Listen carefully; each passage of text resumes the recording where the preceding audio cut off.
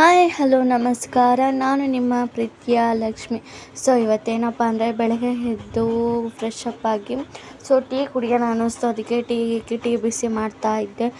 ಇನ್ನೂ ಏನು ಕೆಲಸನೇ ಆಗಿಲ್ಲ, ಕೆಲಸ ಎಲ್ಲ ಮಾಡಬೇಕು.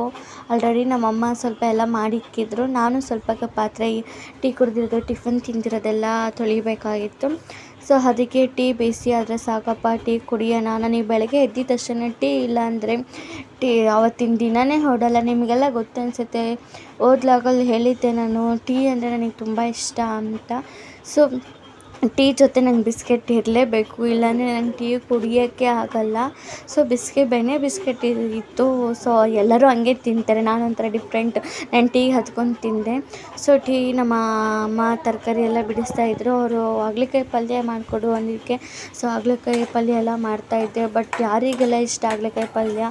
ನನಗೆ ಒಂಥರ ಇಷ್ಟ, ಯಾಕಂದರೆ ಒಂದು ಸ್ವಲ್ಪ ಕಹಿ ಇರುತ್ತೆ, ತಿನ್ನೋಕ್ಕಾಗಲ್ಲ. ಬಟ್ ಅದು ಆರೋಗ್ಯಕ್ಕೆ ಒಳ್ಳೆಯದಂತ ಇಷ್ಟಪಟ್ಟು ತಿಂತೀನಿ. ನಮ್ಮ ಅಮ್ಮಂಗೆ ಶುಗರ್ ಇರೋದ್ರಿಂದ ಅವರು ಹಾಗಲಕಾಯಿ ಪಲ್ಯ ಮಾಡಿಕೊಡು ಅಂದಿದ್ದಕ್ಕೆ ಹೆಚ್ಕೊಟ್ಟು ಎಲ್ಲ ಮಾಡಿಕೊಟ್ಟೆ. ಅದೇ ರೀತಿ ಮಧ್ಯಾಹ್ನ ಸಂಜೆ ಎಲ್ಲ ವೀಡಿಯೋ ಮಾಡೋಕ್ಕಾಗಿಲ್ಲ. ಅದೇ ರೀತಿ ನಮ್ಮ ಮನೆಯವರು ಒಂದು ಮೂವಿ ಹಾಕಿದ್ರು, ತುಂಬ ಚೆನ್ನಾಗಿತ್ತು. ಆ ಮೂವಿ ನೋಡ್ತಾ ಟೈಮ್ ಹೋಗಿದ್ದೆ ಗೊತ್ತಾಗಲಿಲ್ಲ.